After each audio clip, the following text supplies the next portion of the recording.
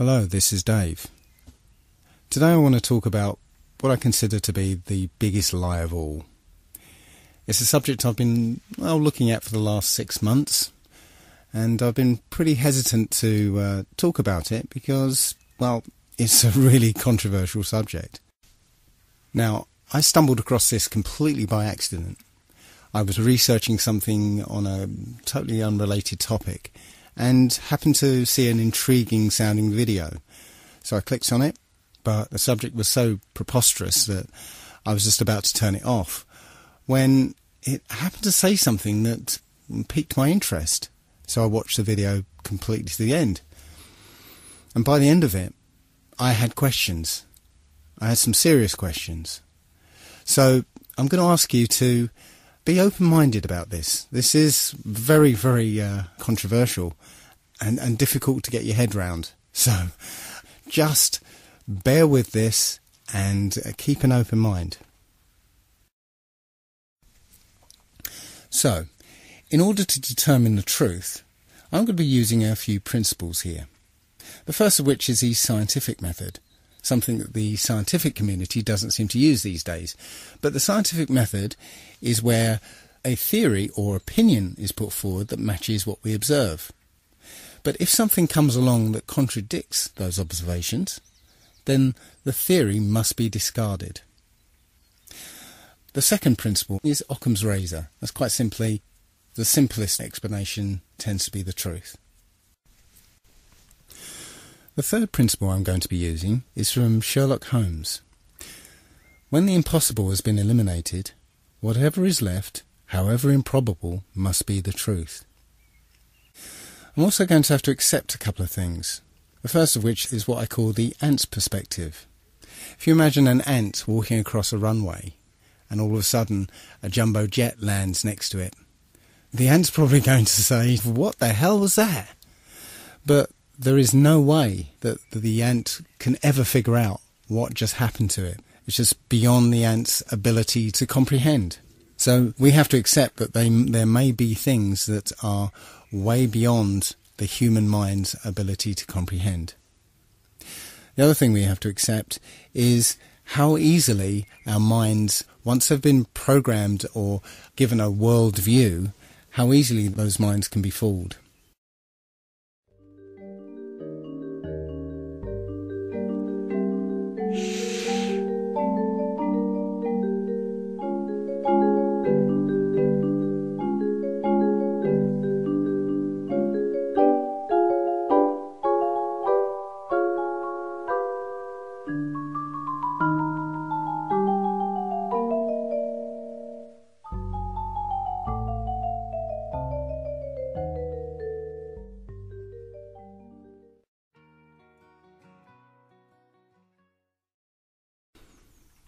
You started watching that video with a certain worldview.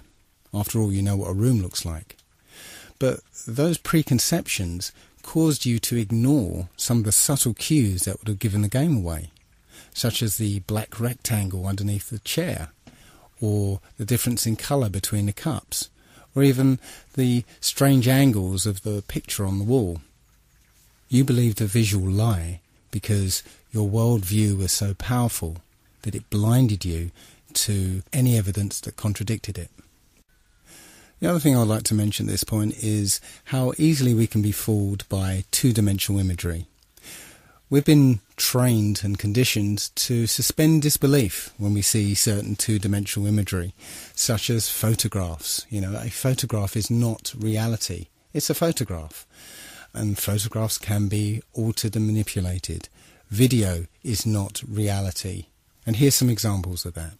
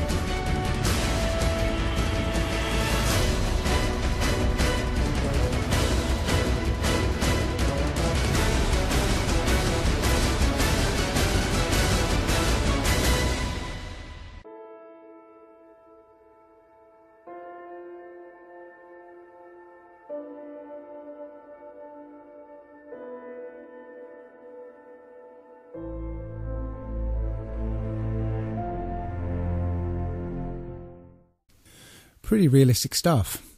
Point is, you can't automatically trust any two-dimensional imagery or media that's presented to you by the establishment. So let's get down to it then, shall we? This is apparently the truth of our world. We live on a spherical planet called Earth, spinning at 1,000 miles an hour on a 23.4 degree tilt. Now, I always thought it was 23.5 degrees, but as I researched into this, I found it was actually 23.4. That's 23.4 degrees away from vertical. Funnily enough, that leaves 66.6 degrees away from the horizontal. Interesting. So anyway, we're orbiting an ordinary star that is apparently 93 million miles away.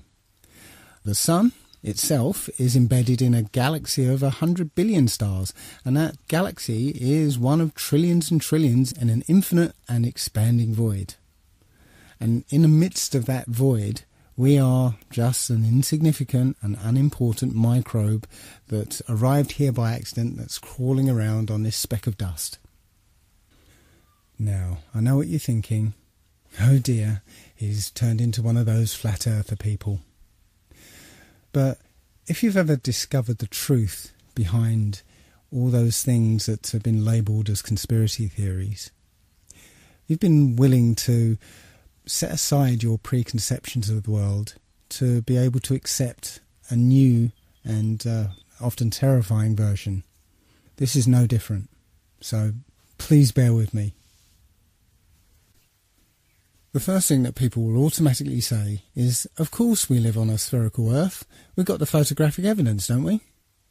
Well, strangely enough, when you try and search for a picture of Earth from space, you'll find surprisingly few of them. In fact, all of them, including this one, this is from NASA, it's called the Big Blue Marble. All of them are composites. NASA will freely admit to them being composite images or CGI or Photoshop. There's only one image that NASA will claim was shot from space, and it's this one.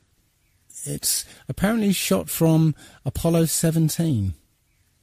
But all of these images have problems. First of all, the scientist will tell you that because the Earth is spinning, centrifugal forces will force the equator to bulge out as it's spinning. So the Earth is more of an oblate spheroid. But, funnily enough, all the images from space, supposedly, are perfect spheres. Also, one thing I noticed is that the colours of continents and the sea itself, they're very vivid. Now, when you look at anything at a distance, maybe if you look at some hills at the distance of 3 or 4 miles, you'll see that the colours are kind of washed out somewhat because of the atmosphere.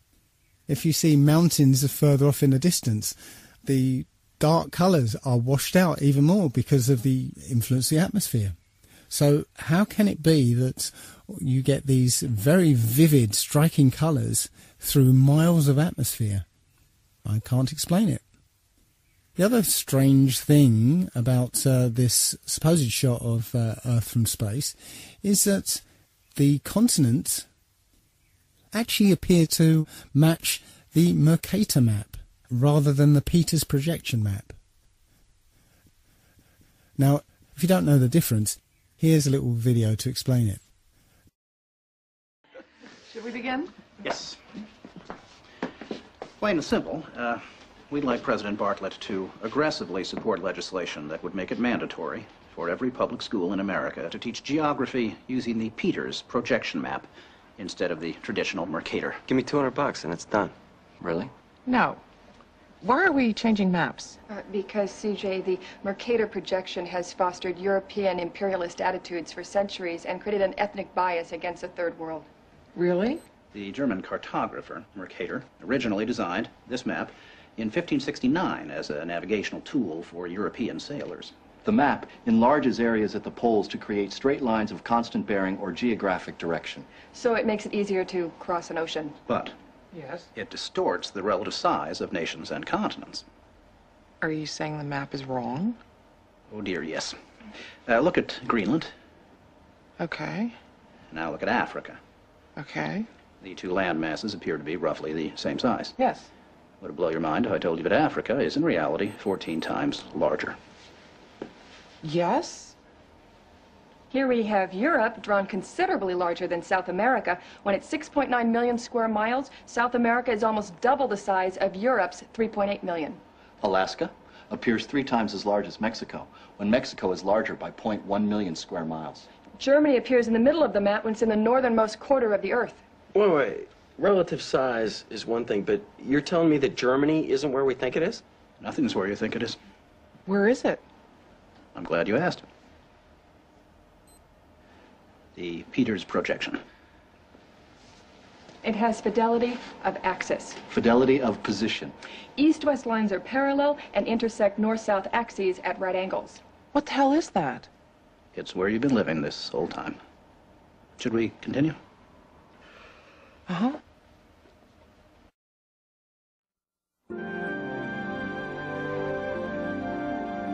So, you're probably wondering what all of this has to do with social equality.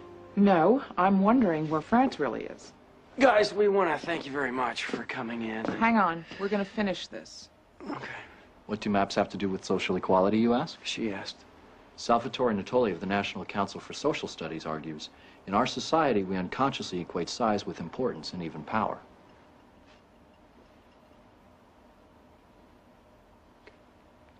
I'm going to check in on Tobin. Go. These guys find Brigadoon on that map. You'll call me, right? Probably not. Okay. When third world countries are misrepresented, they're likely to be valued less. When Mercator maps exaggerate the importance of Western civilization, when the top of the map is given to the Northern Hemisphere and the bottom is given to the Southern, then people will tend to adopt top and bottom attitudes. But wait, where else could you put the Northern Hemisphere but on the top?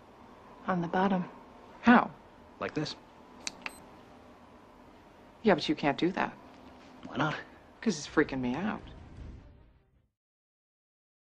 So the Mercator map was designed as a navigational aid, but the Peters projection map is a more accurate rendering of what the continents look like. So why then do all the images of Earth from space show the Mercator map?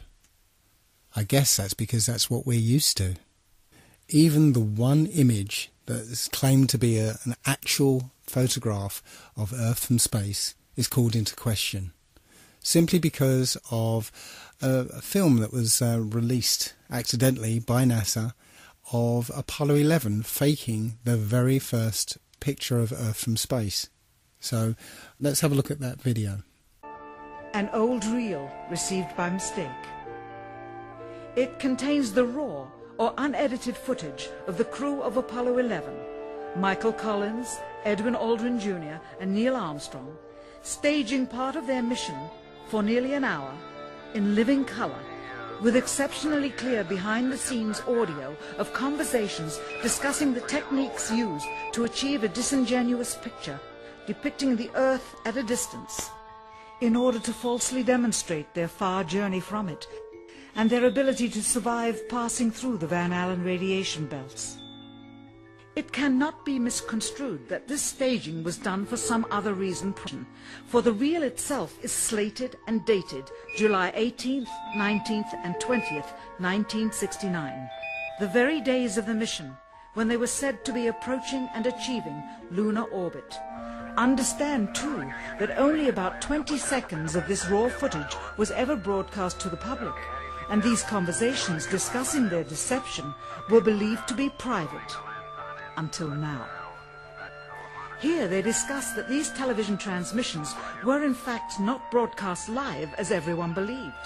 They were first screened and edited for playback later. Roger, Neil. We just wanted a narrative such that we can, when we get to playback, we can sort of correlate what we're so much. Here they discuss the fact that they have turned out the lights and have blocked out sunlight from entering the spacecraft through the other windows, as to not cause any reflected light to fall onto the spacecraft's wall in the foreground. Okay, very good. Well, shut out the sun coming in some of the other windows into the spacecraft, so it's looking through the number one window, and there isn't any reflected light. The reason this was done is so that the truth of the matter would not be revealed. It is this. Though the federal government would have you believe that this is a view of Earth from a distance out of the spacecraft's window as it nears the moon, it is not. What they have ingeniously done is placed the camera at the back of the spacecraft and centered the lens on a circular window in the foreground, outside of which it is completely filled with the Earth in low orbit. The circumference of the window then appears to be the diameter of the Earth at a distance, with the darkened walls of the spacecraft appearing to be the blackness of space around it. That is why they wanted the interior dark and blocked out the sun from any other windows. Here you can see the extruded window, probably 2 inches thick at the bottom. This is because the Earth's shine is coming in at a downward angle. It also causes the Earth to appear to be an irregularly shaped circle, for you are seeing the outside of the window at the bottom and the inside of the window at the top, which together form 2 different sized halves of a circle. Subsequently, this take was never used.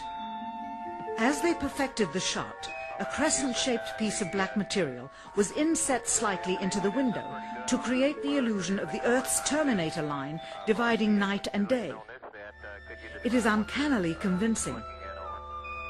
During this segment, intended to be edited and played back later for the worldwide television audience, dated July 18, 1969, Neil Armstrong condemns himself as he states that he is 130,000 miles out, or halfway to the moon, as the NASA flight log also states on this date, when he is in reality in low Earth orbit of a few hundred miles. Roger, Houston, Apollo 11. Calling in from about 130,000 miles out. Here, during another segment, also intended to air after review, Neil Armstrong falsely explains to the viewers how the shot is attained by putting the camera's lens to the window's glass, as it would have to be if they were the claimed distance away from the Earth. We only have one window that has a view of the Earth, and it's filled up with a TV camera. If the window was completely filled up with a TV camera, as he stated, then an astronaut's arm would not be able to get between the camera and the window, as it obviously does here in this outtake. South America becomes invisible just off beyond the Terminator or inside the shadow. You can also notice how the astronaut operating the camera reacted to the mistake by attempting to pan away from it. Blue cast. See white bands of major cloud formations across the Earth. And This is a segment that they believed wasn't even being recorded, much less suitable for broadcast, for the lens was being zoomed out and the scene was being changed to that of an interior of the astronauts at work, and apparently the stop button popped back up on the recorder without notice. Here is the diffused work light that they used to see camera controls, but not throw light onto the spacecraft's wall. Here they remove part of the crescent insert.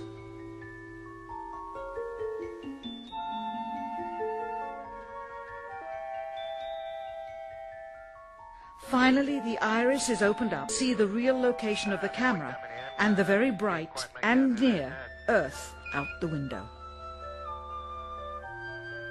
Here is the slate for the 19th of July, and the same shot of trickery on the 19th of July, and then the 20th, and the same misleading shot on the 20th. Later that evening, they were said to be walking on the moon. How can this be when they were in Earth orbit only 9 hours earlier, and the moon is some 3 days' journey? And you can see the full sequence on a documentary called A Funny Thing Happened on the Way to the Moon. That's one that I highly recommend you have a look at. But as for photographic evidence of a globe Earth, nope, it doesn't exist. Now let's take a look at Earth's supposed curvature. Many people point to Felix Baumgartner's recent record-breaking freefall jump and point to this picture in particular. It clearly shows a curvature of the Earth, but let's take a closer look at it. Well, it's quite obvious that a fisheye lens is used here. If you look at the shape of the capsule itself, those are usually built with fairly straight lines, and you can see the lines are very curved on the edge of this capsule. He took off from New Mexico, and the surface of the Earth looks like, well, it's one big large landmass, and that's New Mexico. I didn't realise that New Mexico took up so much of the Earth. It's clearly a fisheye lens. We know intuitively, if we stand on a beach with a panoramic view, that the sea is flat. It's flat at sea level, it's flat from the top of Mount Everest, it's flat from over 20 miles high. I got this image from another YouTuber. I can't remember the guy's name, but he's the one who goes, "Where is the curvature? Where? But it's a picture of the New York City skyline from over 40 miles away. He says it's 60 miles away, but I measured it on Google Earth, it's 40 miles away. The reason I added this one is because I used to live halfway between Bear Mountain and New York City, and from North Route 17 I was clearly able to see the New York City skyline from about 20 miles away. From 40 miles away, the New York City skyline should have been about 1,000 feet below the horizon. And that neatly leads me into the horizon problem. No matter where you are above the surface of the Earth, the horizon always rises to your eye level.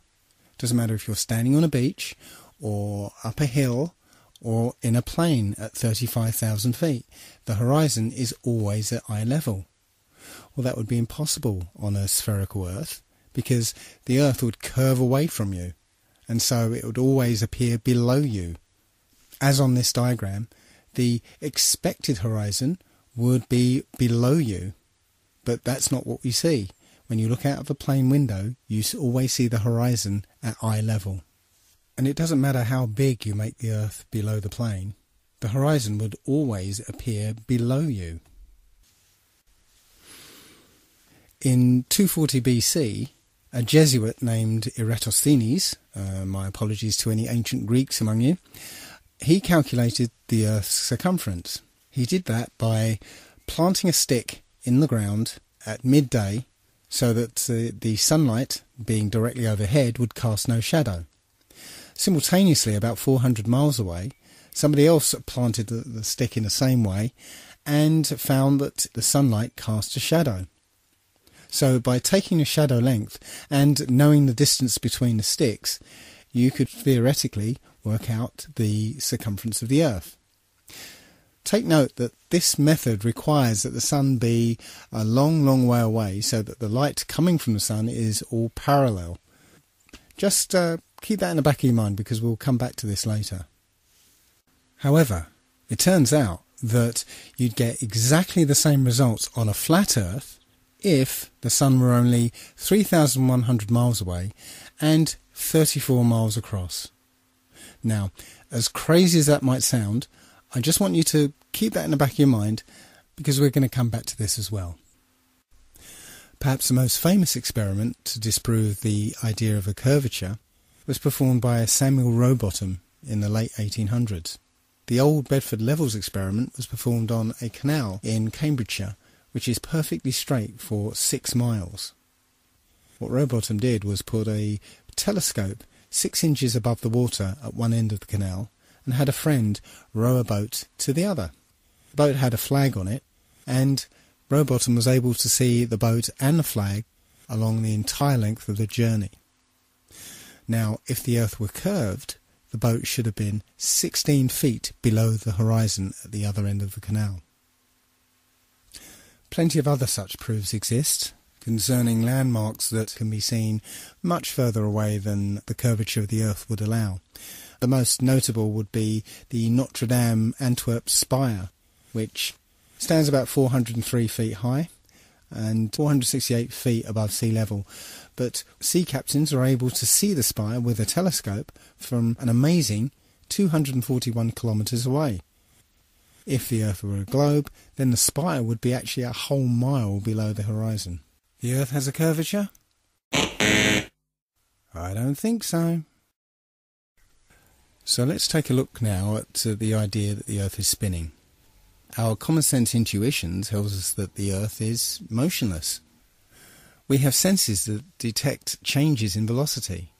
Why is it then, if you've, say, always lived in England, where the velocity of the Earth there is something around, I think it's 700 miles an hour, and you get on a plane and fly down to the equator, where it's actually spinning at over 1,000 miles an hour, why is it that you don't feel dizzy and notice the change in velocity? Well, we'll ignore that. There are many theories that supposedly show that the Earth is spinning. But I want to concentrate on one such theory, which is that the motion of the stars prove that the Earth is spinning. This theory proposes that the stars are static, fixed and unchanging, and it's the Earth that's spinning around at 1,000 miles an hour, and that the axis of spin is pointing at a particular star called Polaris, the pole star. So, from an observer on the Earth, it appears that the stars are spinning around the star Polaris. Now, Polaris is something like 2 quadrillion miles away, and as far as we know, the polar axis has always pointed at Polaris.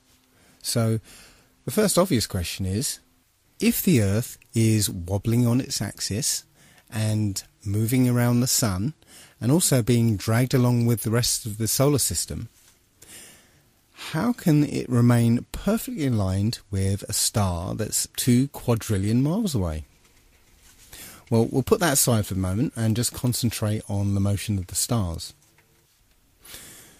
If you were to set up a camera pointing at Polaris in the night sky and leave it on a long exposure, you'd get a pattern of star trails around Polaris, supposedly reflecting the 1,000-mile-an-hour spin of the Earth.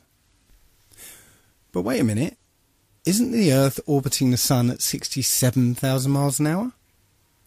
And come to think of it, isn't the Sun moving through the galaxy at 600,000 miles an hour? Then why is it the only motion we see is the slowest one, when the orbit around the Sun is 67 times faster than the supposed spin of the Earth, and the motion of the Sun, dragging the solar system behind it, is 600 times faster than the spinning of the Earth? Something doesn't add up. The point is, you wouldn't see these perfectly circular star trails. If you took into account all the other relative motions, you just wouldn't see these perfect circles. Where is the motion? Where? The simplest answer is the Earth isn't spinning or orbiting or being dragged. The Earth is fixed, and it's the stars that are moving.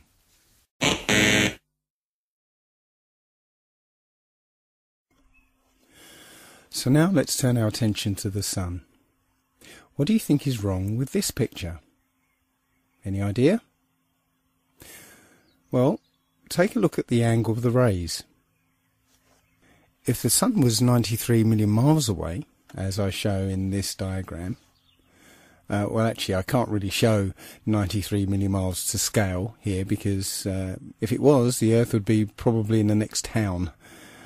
Point is that at that kind of distance, all the light rays from the Sun would be parallel near enough. And, if you recall, Eratosthenes' calculation of the circumference of the Earth actually depends on the light being parallel from the Sun. So, when the light shines through broken cloud, it would hit the ground parallel, rather than at this kind of angle. So, if you're able to measure the angle of these sun rays, you can basically, with a bit of simple geometry, figure out exactly how high the Sun is. And that turns out to be about 3,100 miles. And if you were going to try and hide this information, that the Sun is actually very close, perhaps you'd encode it in symbol. Does this look familiar? There are quite a few videos like this one where people send up their video cameras on weather balloons. One thing to note is where you can see a hot spot on the clouds directly under the sun, like here. You see it? Directly under the sun is a hot spot.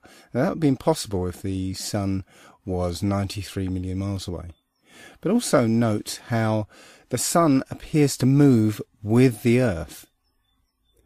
As the camera rocks about, you'll see the sun moving around with the Earth. Now again, if the sun was 93 million miles away, you wouldn't see that. Just like if you were on a speeding train, the trees next to the track will whiz past you, but the mountains in the distance would, well, they'd hardly move. And if the sun was behind those mountains, the sun wouldn't move at all. So just like in this diagram, you can see there's a sun a long, long way off and a sun that's directly above the kind of landscape. And as the camera is simulated to move here, you can see that the closer sun is moving with the simulated Earth here. But the one further away moves as if it was further away. You can see it hardly moves in relation to the Earth. Again, that's not what we see in these videos. The sun appears to be directly above the flat Earth. In the flat Earth model, the sun rotates around us and only appears to rise and set because of the way our vision works. We see in perspective. That is, the horizon is at our eye level, and as things recede from us, they tend to converge to the centre of that horizon line, to a place that's known as the vanishing point. Just as if you were standing at the end of a very long corridor, you would see that the walls would appear to converge. The floor would appear to rise up to meet the horizon, and the ceiling would also appear to move downwards. Of course, the walls and the ceiling are all parallel to each other, so they don't actually move anywhere, but it would just appear that way.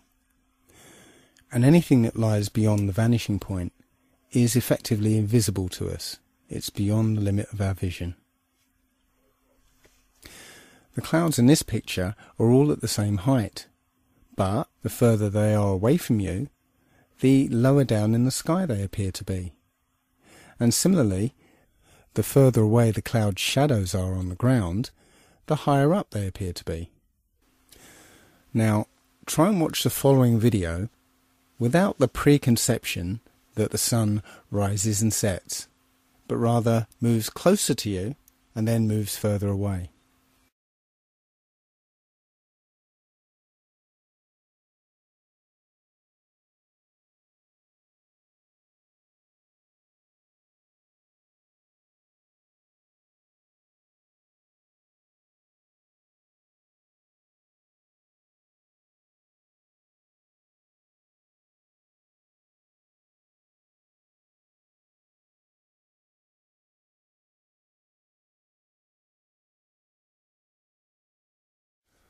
I'm afraid I can no longer take the idea that the sun is 93 million miles away very seriously at all.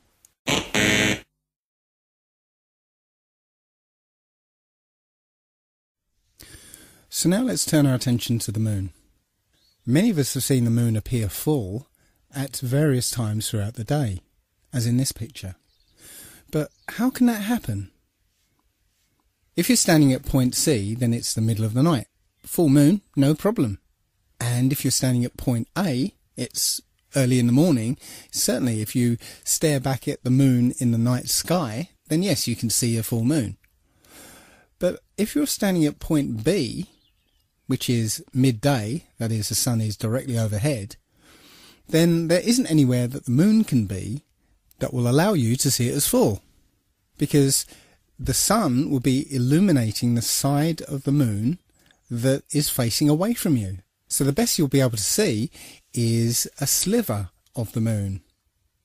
Think about it next time you see the full moon during the day. every month the moon goes through 8 distinct phases.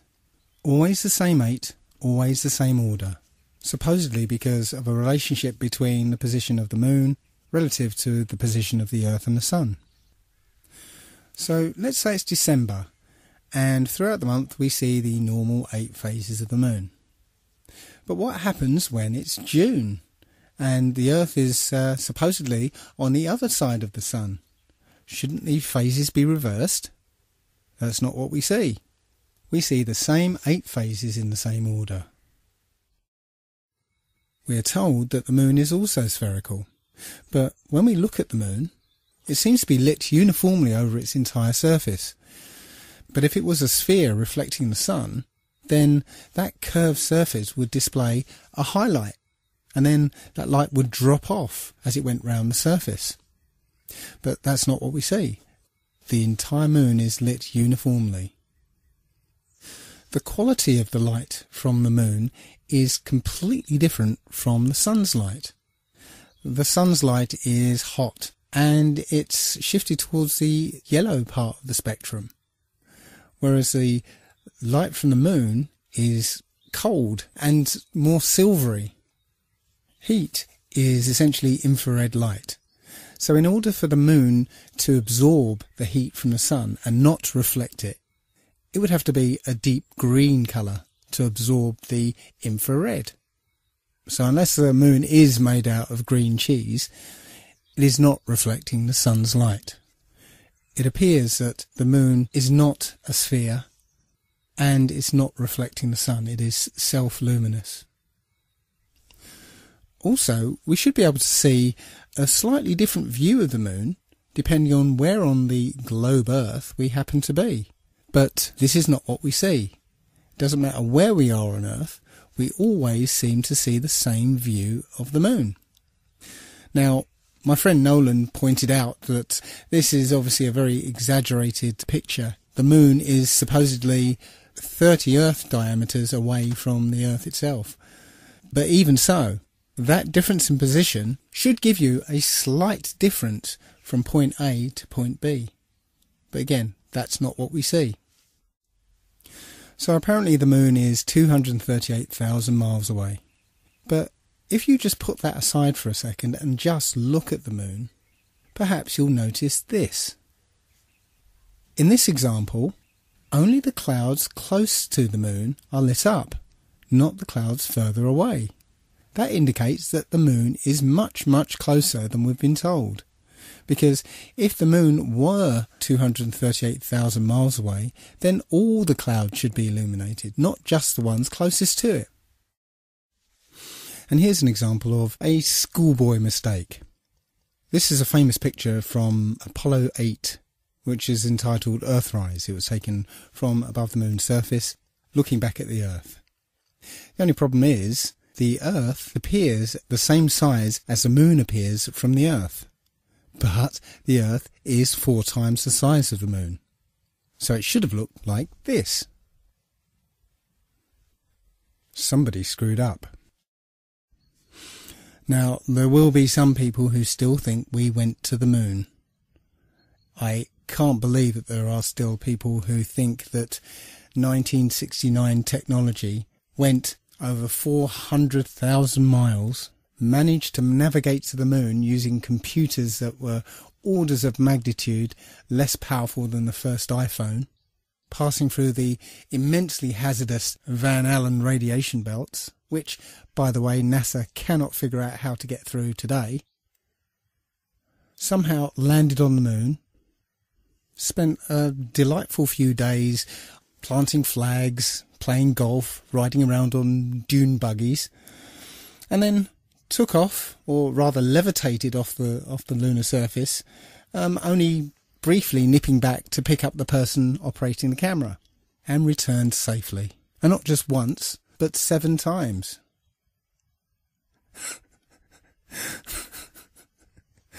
It's a fantasy. The whole thing is a fantasy. Everything you saw supposedly on the moon was in a soundstage using Stanley Kubrick's perfected front projection technology. And I'm not going to spend much time. There's plenty of evidence to show that it was completely faked. It was complete fantasy.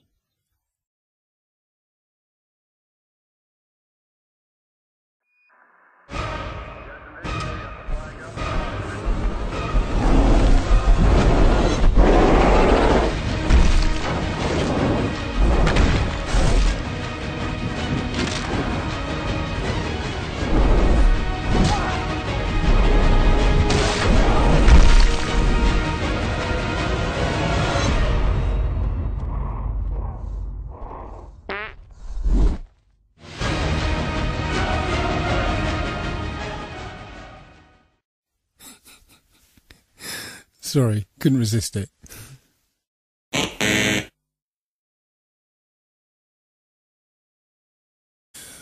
So, despite the Apollo moon hoax, there are people who still believe that man is in space, and we have all sorts of space vehicles and satellites and space stations up there. It's time to have a look at the space shuttle. So, let's take a look at a typical shuttle launch. T-minus 17 seconds and counting. 15, 12, 11, 10, 9, 8, 7, 6, 5, start, 2, 1, booster ignition, and liftoff of the Space Shuttle Discovery, returning to the space station, paving the way for future missions beyond.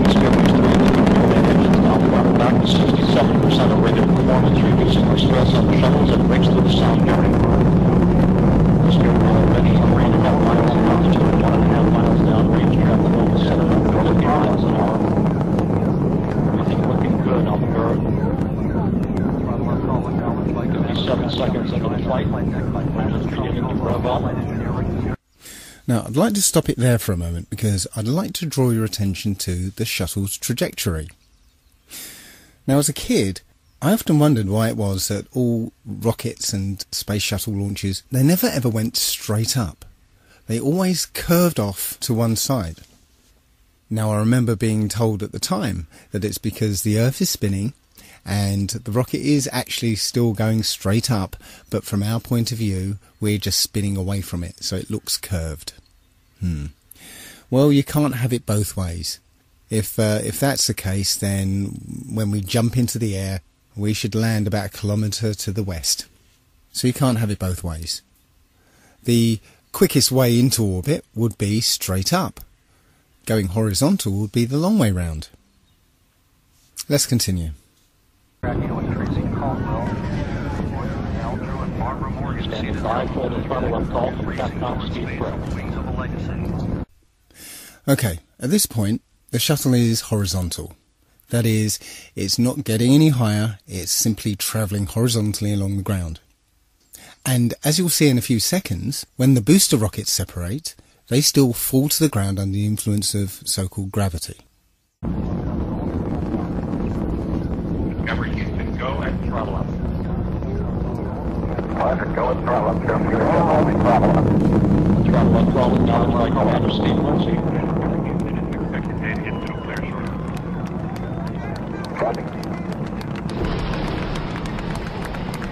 Solid rocket booster separation confirmed. Guidance now converging. Discovery's onboard computers commanding the main engine nozzles to swivel, aiming the shuttle for its precise target in space for main engine cutoff.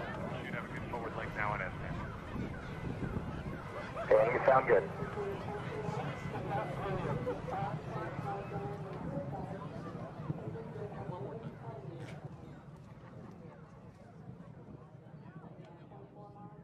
Discovery Houston, negative return. Copy, negative return. So, ground-based video ends there. Not because the shuttle's too high, but because it's too far away downrange. As I said, it's travelling horizontally at this point. So what's missing is what they call MECO, main engine cutoff. That means the shuttle no longer has any power behind it whatsoever. But after MECO is the external tank separation. As you can see from this diagram, when the tank separates, it falls back to Earth. So what's stopping the space shuttle following the same exact trajectory?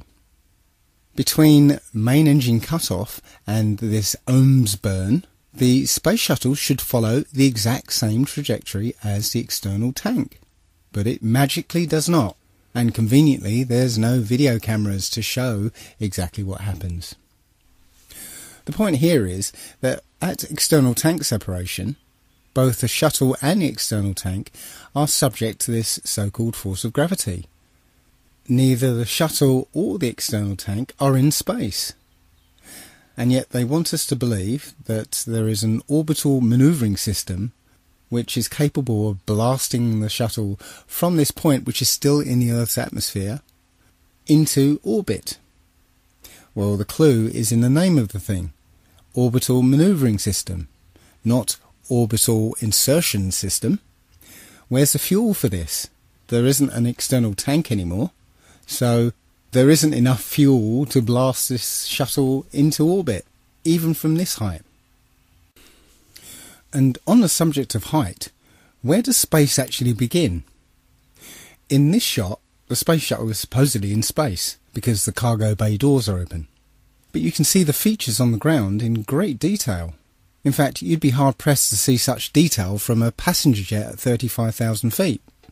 Look, you can see roads and rivers and individual fields.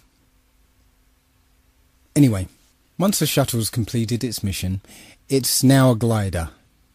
So let's have a look at a video of a glider landing.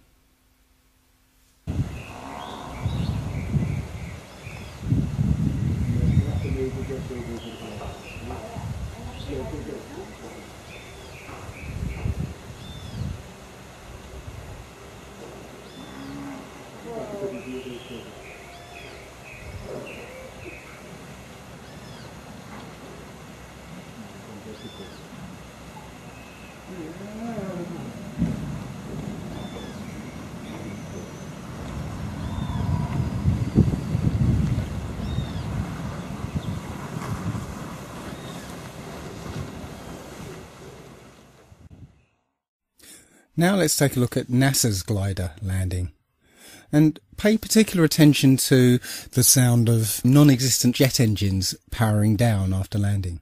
Down and locked.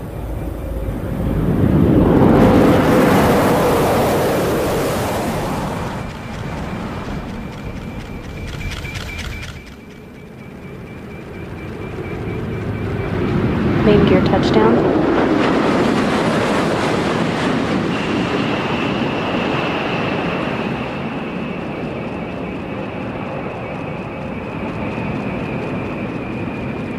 Nose gear touchdown. Deploying of the drag chute delayed to assess the conditions of the crosswinds on the orbiter as it rolls out on the runway 15 at the Kennedy Space Center, wrapping up a nearly 5.3 million mile mission. Endeavour returning the first educator mission specialist Barbara Morgan to Earth to begin the next step in her journey to inspire future generations to explore, learn, and build a better future.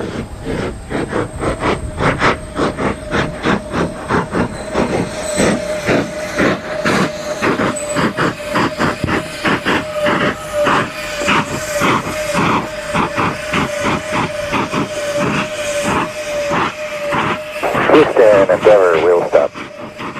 Roger, wheel stop, Endeavour. Congratulations.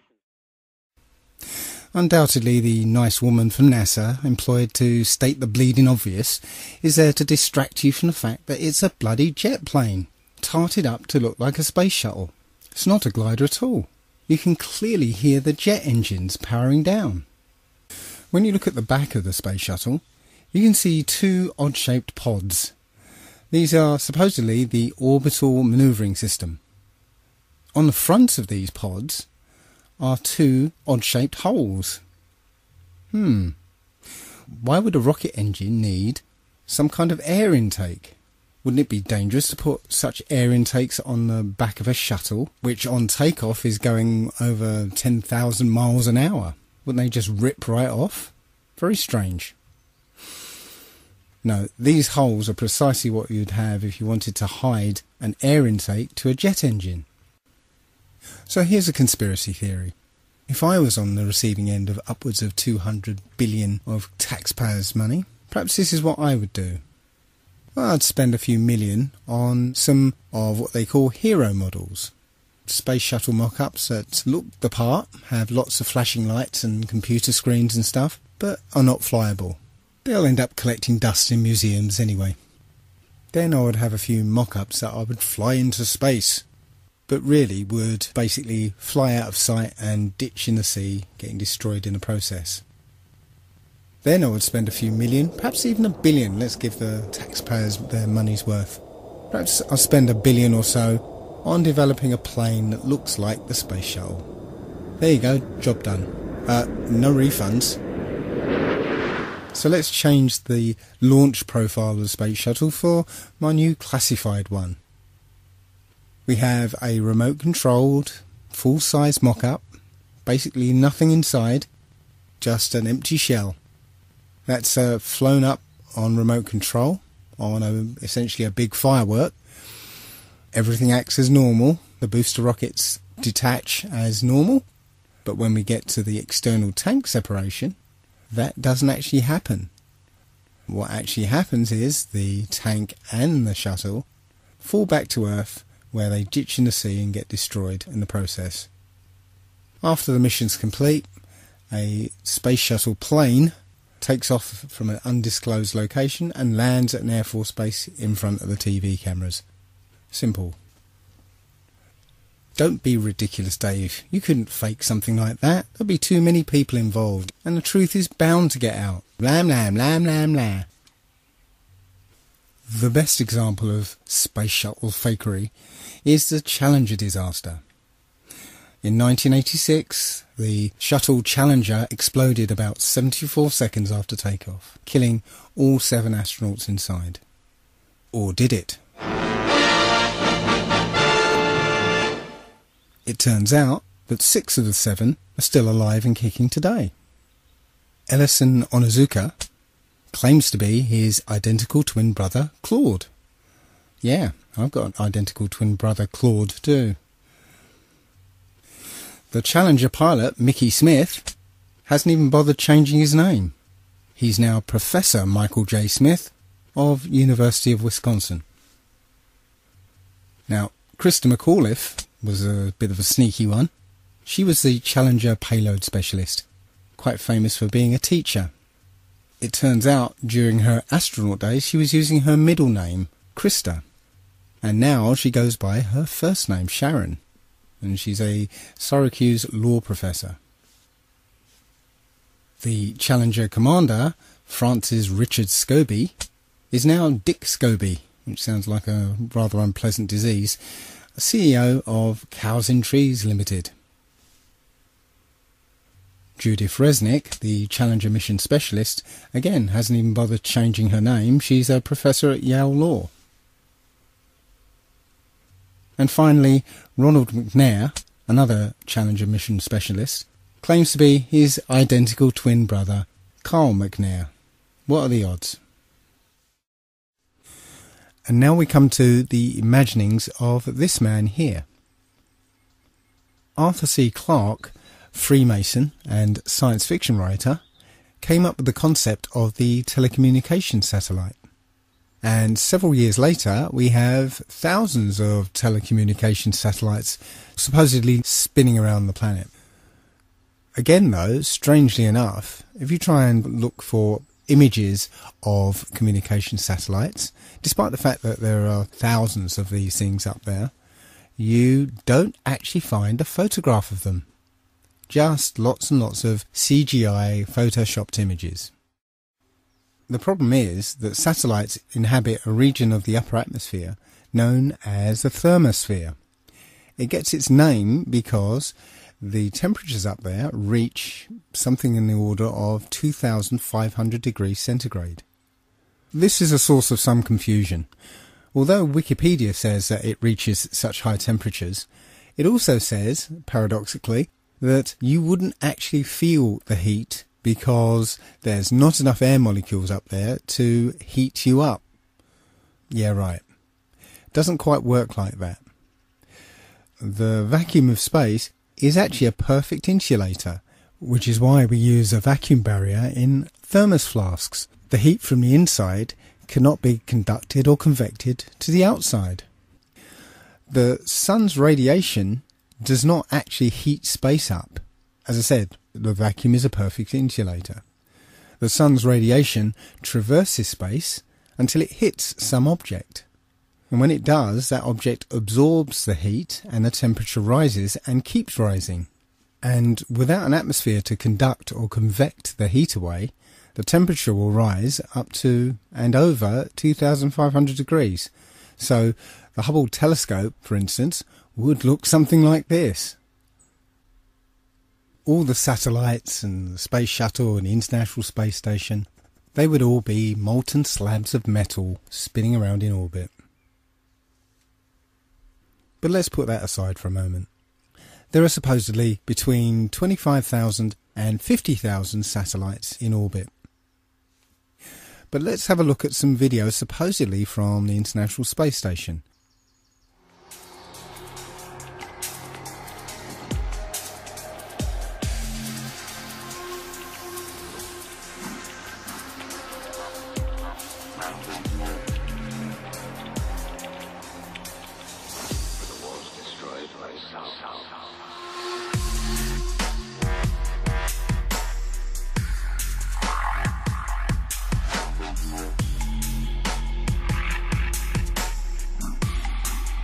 Can you see any one of these 26,000 to 50,000 satellites? I can't.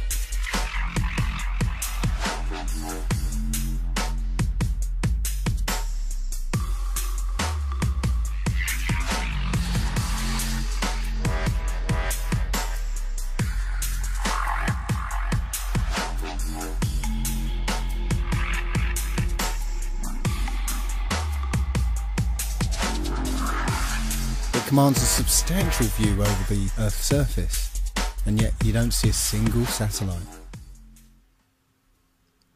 Now, I do accept that you can look up into the night sky and see what we're told are satellites. I've done it myself. I've seen bright lights moving across the sky, but I have no idea what those things are. In this video, you can see several large bright objects. However, none of them appear on any satellite tracking applications. When you look up at a jet airliner flying at 35,000 feet, you can only see it as a small dot. So how is it if something the size of a jumbo jet is rendered as a small dot at about 5 to 7 miles up, that you can see a satellite which is the size of between a car and a school bus at 100 miles away? You just wouldn't see it. At about this point, somebody's bound to say, what about the global positioning system? How would that work without satellites? Well, as it happens, the technology has actually been around since World War II. There are actually two systems, one called LORAN and another called DECA. Those were navigation systems based on radio triangulation. Now, the GPS systems that we're used to now are basically the same systems, just improved with a new computer interface. Similarly, the international telephone traffic that's supposedly handled by satellites are handled by undersea fibre optic cables. Shortwave radio can also span large distances and also be bounced off the ionosphere. So, in the absence of any hard physical evidence, I submit that satellites are just a work of fiction and another way that NASA and the US military managed to con the American public out of billions of dollars. So let's turn our attention to the International Space Station. This is one of those occasions where we can't really trust two-dimensional media. because all we have is images and video that supposedly prove that there's an International Space Station up there and it's been manned since 1999. One of the most visible indications that there are people up in space inside the International Space Station is that they're in zero gravity. However, NASA has an aircraft known as the Vomit Comet, and when this aircraft takes a certain flight path, the people inside feel weightlessness.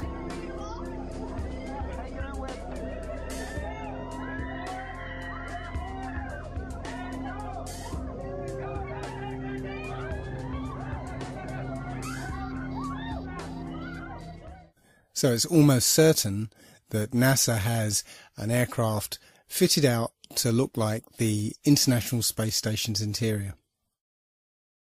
Now take a look at this. Hello, Katie. Notice how suddenly as she starts to wave, she floats out of control. This is so cool, isn't it? Hey, Katie, I want welcome to ask aboard you a the space question. This station. is Leah. Look at this. Wow. The same thing happens here. As the plane starts its zero-G dive, the people start to spontaneously float upwards. The other problem with this technique is that this aircraft can only simulate zero gravity in 45-second to a minute bursts. So NASA employs many little tricks here to simulate weightlessness. None of their footage is live, it's all pre-recorded and edited, so plenty of scope there to use some of the cinematic tricks that we're used to, like harnesses and wires that are edited out later with CGI. But here we can see one of the tricks they use to maintain continuity between periods of weightlessness. Take a look at this woman's hair. Doesn't it look a bit strange to you? Look how it seems to spring back into place. We're led to believe that this is an effect of weightlessness, that the hair will just sort of float around. But it doesn't quite seem natural, does it? Here's video from the Vomit Comet again. Watch the way this woman's hair flows as she moves.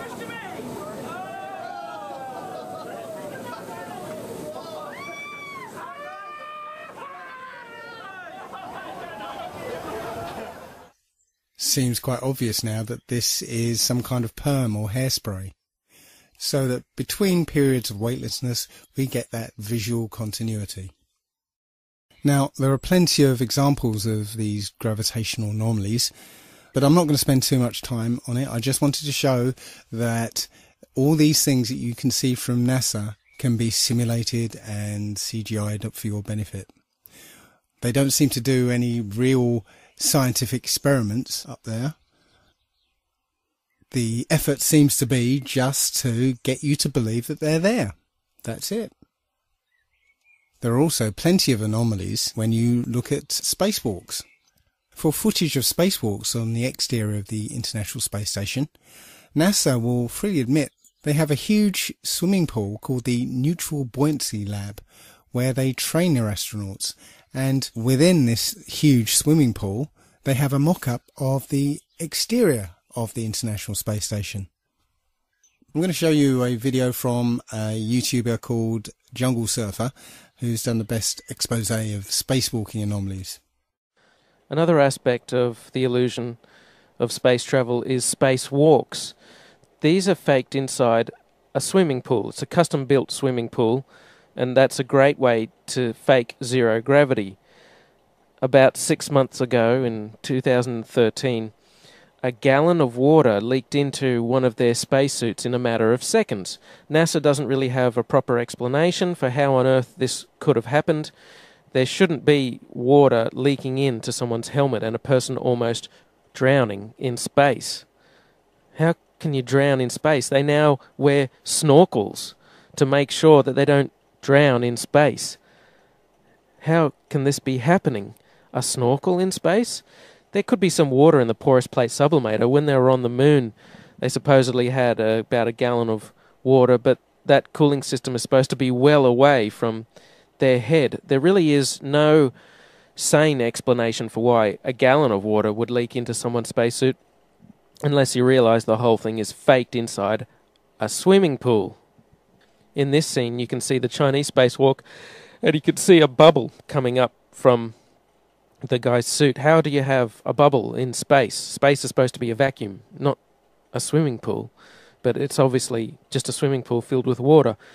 Obviously, there would be some equipment that they could only fix from the outside, but a lot of these spacewalks, it seems like equipment they easily could have configured to be accessible from the inside of the International Space Station.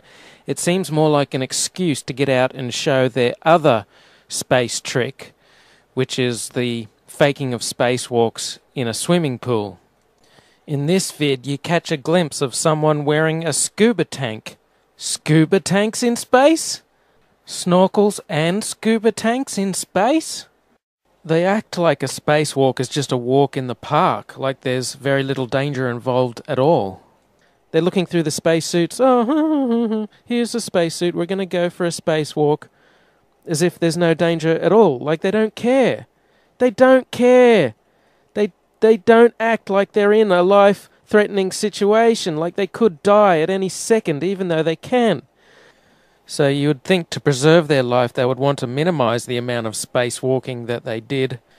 But there seems to be an abundance of equipment on the outside of the International Space Station that constantly requires repairing, which makes for a good TV spectacle and is inspired by movies like Sandra Bullock's Gravity. And after Gravity came out, they of course had to do another spacewalk to fix some emergency, some piece of equipment that their lives depend on that amazingly they can fix every time.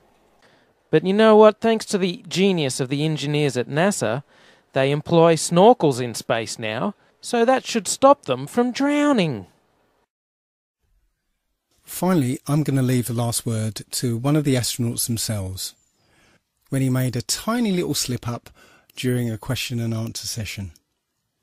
Take note of his body language after he makes his mistake. Hello, my name is Bailey. This question is for Chris. What was high school like for you?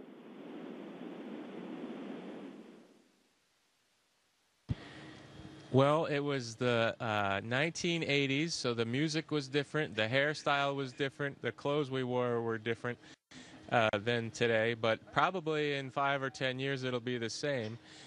And in school, I was just like you, probably all of you there. I tried my best. I didn't always succeed, didn't always do well, but I put my best effort into school.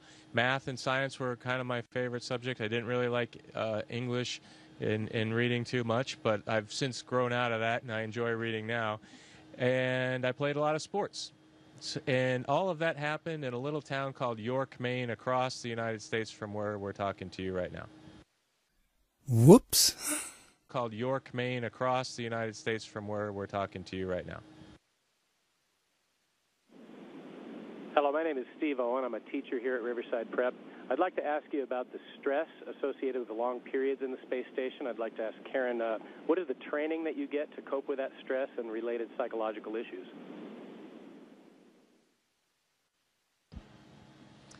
Well, for psychological issues, actually, when we are selected as astronauts, we go through quite a vigorous psychological screening process. You certainly don't want somebody who comes up here and has a breakdown or is claustrophobic. But also, we have, well, like Chris's background as a Navy SEAL and Luca's background as a test pilot clearly prepare them for high-stress situations. I could also argue that going through the process of getting a PhD can be a high-stress thing as well. And so, generally, when people get to the point where they're applying for this job, they've been through several things in their life that are high stress and have proven that they can handle. Humans in space? I'm not even sure there is such a thing as space anymore. So, could the Earth really be flat? Most people, when they think of a flat Earth, immediately think, what happens when you get to the edge? Well, the flat Earth model is a flat circular disk with a north magnetic pole in the centre, and all the continents are laid out around it. On the edge of this disk is a wall of ice, and we call it Antarctica. There is no South Pole. That's why you can't fall off the flat Earth. The wall of ice keeps the oceans in and stops you from reaching the edge. Strangely enough, the only other place that this model is used is in the United Nations logo. Looks like they know something that we don't. As you can see on the UN logo, the flat Earth map is overlaid with a grid. And that grid divides the Earth into 33 sections. And also, there's no Antarctica on this map. It's almost as if that grid were like bars, like a cell, locking us away from Antarctica, which is precisely what they're doing. The United Nations countries are all signatories to the Antarctica Treaty, which basically bans anybody from going to Antarctica. And if there's any absolute proof of either the globe Earth or the flat one, then I believe the answers would be in Antarctica. But before we examine Antarctica, I'd like to take a look at flights in the Southern Hemisphere. Now, this information came to me through Mark Sargent and his Flat Earth Clues. A lot of people say that Mark is a shill. I communicated with him over email. He seemed like a decent bloke. So I'm not going to say he's a shill. He has his ideas, his views, his perspectives, as I have mine, and everybody else has theirs. So I'm not going to say he's a shill. But nonetheless, his Flat Earth Clues were very well done, and I got a lot out of them. So thank you, Mark. The crux of this issue is the lack of direct flights in the Southern Hemisphere. I took a look at some of these flights and particularly focused on flights from Cape Town to Auckland, New Zealand. Generally, flights in the Southern Hemisphere tend to be indirect with one or more connections and lengthy layovers. Such is the case with this one from Cape Town to Auckland. This flight came out around about 37 hours with a connecting flight in Dubai. Now, if you look on a map, Cape Town to Auckland is a straight shot across the Indian Ocean, 7,310 miles. That should take about 12 hours. But in this case, we're taking thousands of miles north to Dubai, then back down south to Melbourne, and then across to Auckland. It doesn't make any sense. Until, that is, you look at it on the Flat Earth model. Now you can see it's a straight line from Cape Town to Dubai to Melbourne. And the distance is more like 16,000 miles. So the total journey time of 37 hours is there to hide the fact that your actual flight time is 26 hours rather than 11 or 12. Now, I did find one direct flight operated by Qantas, but who knows? The flight was 14 hours long, but does that flight actually exist? I don't know. Short of booking that flight and flying it, I wouldn't know. But it strikes me that you could advertise such a flight, price it beyond the reach of most people, and cancel it for anybody who does take it. But that's just speculation. Now, the GPS system would obviously show up any anomalies in the flight plan, but it seems they've found a very simple way of getting around that problem, and that is switching off GPS tracking for all flights in the Southern Hemisphere. Now, this is an image from Flight Tracker, and you can see straight off that in the Northern Hemisphere you'll see planes over the ocean, but there are none in the Southern Hemisphere. Now, I spent some time looking at it on flighttracker.com, and I actually verified this information, but I couldn't capture the data on my computer. So here's a video of planes disappearing and reappearing off the tracking systems. So hey guys, I'm on planefinder.net. I'm tracking airplanes in the Southern Hemisphere, trying to do some research to verify or debunk this flat Earth guy. And what he said is that airplanes disappear in the South Atlantic near the, in the Southern Hemisphere when they fly over oceans. And it's true. I was tracking a British Airways flight from Buenos Aires to London, And I was tracking, and then it disappeared. And then I clicked on this plane right here, Qatar. See how the flight path, like when you click on the plane, the flight path appears or disappears, right? So I clicked on this plane looking for my British Airways flight, and I found this flight, and look, see how the flight path just starts in the middle of nowhere right here? His flight path starts in the middle of nowhere. That's because what they do with flights in the southern hemisphere is they disappear them. They turn off the GPS over the ocean, and then they reappear the flights about an hour before landing. And that's exactly what the flat earth guys said they do. And that's exactly what they're doing. This guy's going to Rome. Okay. So this is a pretty good flight to track because he's going all the way to Europe. So I just clicked on this flight, same thing. This guy, we should have saw him before when we were tracking the other plane and when we were tracking this plane that's heading to Rome. But this guy, when we were tracking the plane headed to Rome, he wasn't even on the map. He's coming from Abu Dhabi. It's in the Middle East. He's been in the air for what, 12, 13, 14, 15 hours? He's been in the air for 7,000 miles, and we're just picking him up right here. We're just picking him up in the middle of nowhere. Look, they disappeared the flight over the entire ocean, and they're reappearing it for landing about an hour before landing. Think about it. He's got 500 miles to go. It's about an hour before landing, just like the flat earth guy said. I mean, take a look at what this guy's flight path should look like on a flat earth model. This stuff's crazy. You have to look into this for yourselves. Don't pretend like you know everything, because you only know what you've been taught, and we know that the stuff we've been taught was a bunch of bullshit. So we need to question everything. Question everything. But don't believe everything. Question everything. There's a big difference. Now, I know a lot of this evidence seems circumstantial, but there are many flights in the southern hemisphere that have stopovers in seemingly nonsensical places that only make sense on a flat Earth.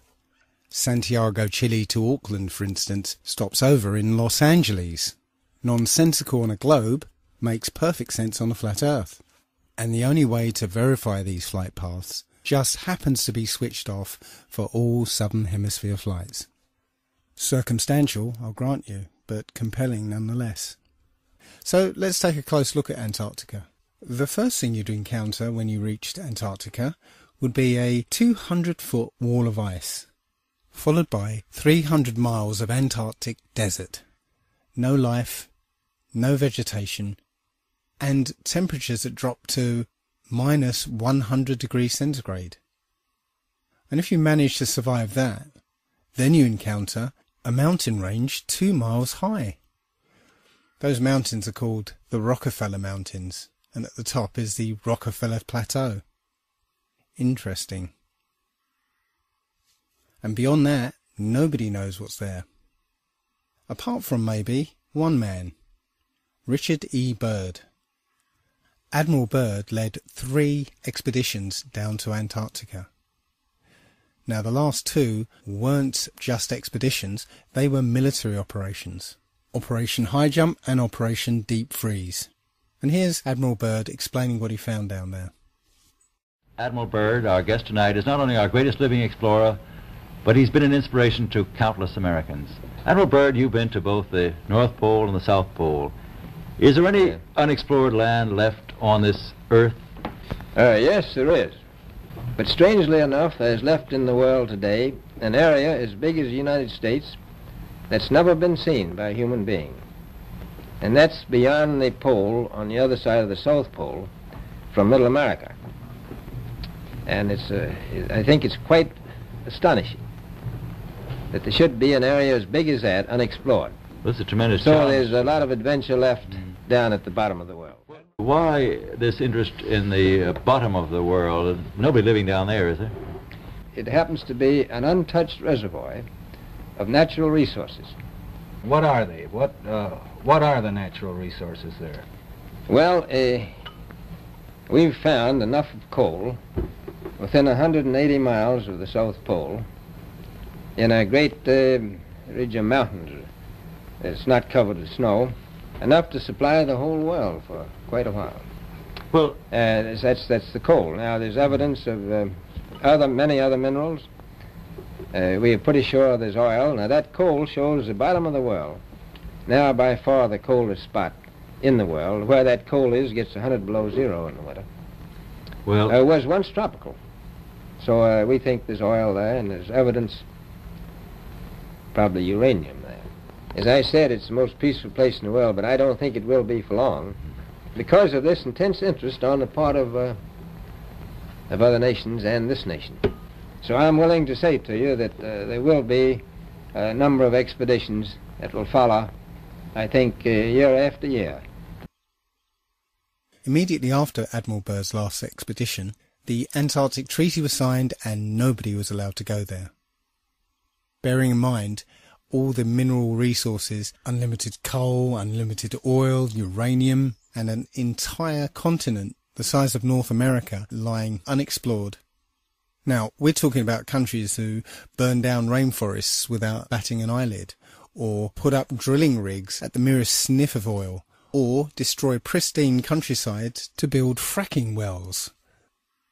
Do you think for one moment any of these countries or corporations will leave all that untapped wealth unexploited? Something doesn't ring true. Now, I don't know for sure that we live on a flat earth, but I do know that we're not clinging onto the surface of a ball. And now let's look at the how and why. How have they managed to pull this off? Well, indoctrination since childhood. There's pretty much a globe in every classroom, and it's just a given that the world is a sphere. Even our language reflects it. Global finance and around the globe. And when we're taught things in childhood and everything we look at supports that view, then we rarely go back and re-examine it. But far and away the main basis of our belief is the supposed history of our scientific endeavour. What most people don't realise is that all the characters in this story are all actors in the same club. As George Carlin put it, it's a big club and you're not in it. Ptolemy, who first put forward the heliocentric model, was acknowledged as the first Mason. Copernicus was a Jesuit priest. Sir Isaac Newton was a Freemason. All the astronauts are Freemasons. So you can see how this lie could work if all these celebrated people are telling the same story.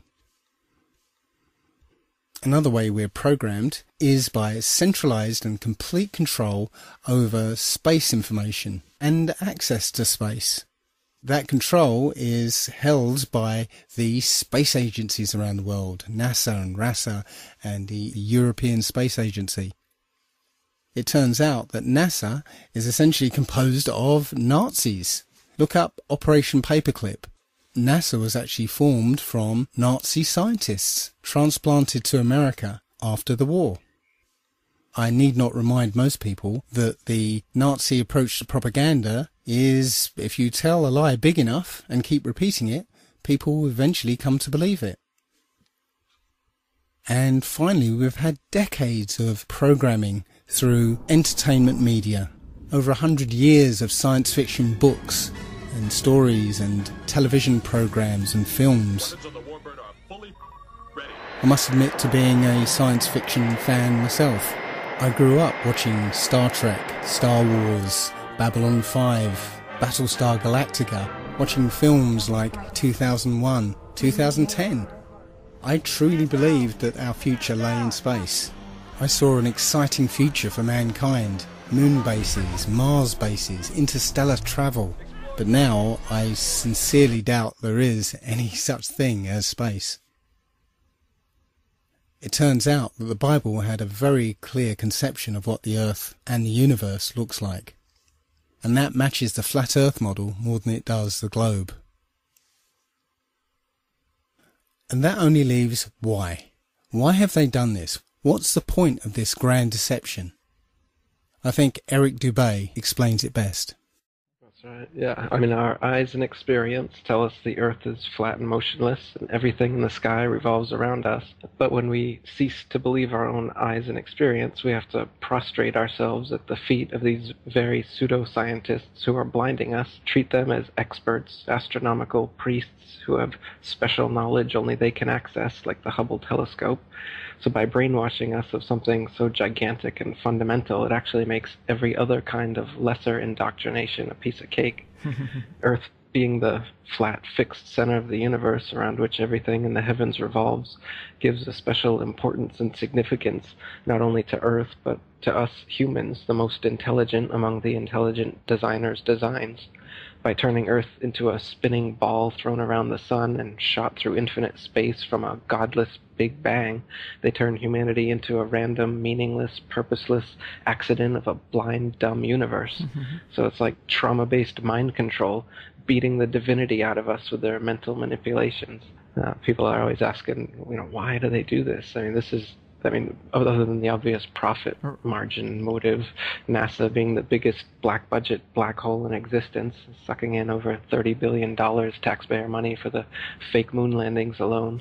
Nowadays, hundreds of billions of dollars, and not just NASA, but RASA and all the other fake space organizations around the world giving CGI images for hundreds of billions of dollars. So this modern atheist Big Bang heliocentric globe Earth chance evolution paradigm spiritually controls humanity by removing God or any sort of intelligent design and replaces purposeful divine creation with haphazard random cosmic coincidence. And so by removing Earth from the motionless center of the universe, these Masons have moved us physically and metaphysically from a place of supreme importance to one of complete nihilistic indifference. If the Earth is the center of the universe, then the ideas of God, creation, and a purpose for human existence are resplendent. But if the Earth is just one of billions of planets revolving around billions of stars and billions of galaxies, then the ideas of God, creation, and a specific purpose for Earth and human existence become highly implausible. So by surreptitiously indoctrinating us into their scientific materialist sun worship, not only do we lose faith in anything beyond the material, we gain absolute faith in materiality, superficiality, status, selfishness, hedonism, and consumerism. If there's no God and everyone's just an accident, then all that really matters is me, me, me. So they've turned Madonna and the mother of God into the material girl living in a material world. Their rich, powerful corporations with their slick sun cult logos sell us idols to worship, slowly taking over the world while we tacitly believe their science, vote for their politicians, buy their products, listen to their music, watch their movies, all sacrificing our souls at the altar of materialism. It's a big deception. I'd say it's the biggest cover-up and conspiracy in history. We've been completely deluded for 500 years. So there you have it. There are a great many other points I could have raised, and I've barely scratched the surface. But if any of these points are true, then we have to abandon the model we've accepted thus far. Now, I don't know for sure that the Earth is flat, but I've seen enough evidence to make me strongly feel that that is the case. And moreover, my spidey sense, my intuition, tells me that this is true. I don't know what's beyond Antarctica. It could be a dome. It could be an infinite flat plane. It could even be just more Earth. More Earth than we realise, just as Admiral Byrd found. There are many who think that ultimately this is unimportant and just a distraction. But I see this as one of the most important revelations we could ever have.